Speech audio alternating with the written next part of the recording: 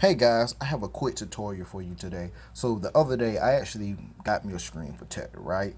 And I put the screen protector on, but I couldn't for the life of it just scroll up or down like the way I wanted to. I would press buttons and everything and it wouldn't go. I would literally have to press buttons like 10 times. So I want to make a quick tutorial on where to find the touch sensitivity.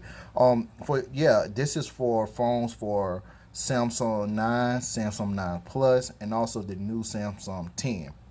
So you're going to actually search YouTube, and when you ask this question, how to change the touch sensitivity on this phone, there are old tutorials. I think the earliest one that I saw was like a year ago when I did it. But there are old tutorials, and the tutorials are obsolete. So I'm making a new video.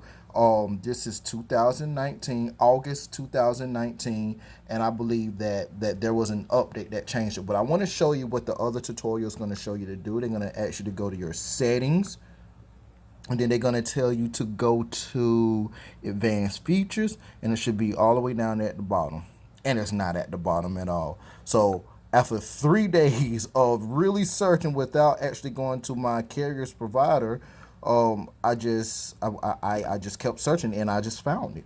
And so I went to settings, and you actually have to go to display, right? And when you go to display, you want to scroll all the way down, and there it go, touch sensitivity. This is my mom's phone and it's already on. You just press it and it turns on and off, and it's on. I really wish I could have used it on my phone so you would really see how hard it was for me to press buttons and everything. But there you go, guys.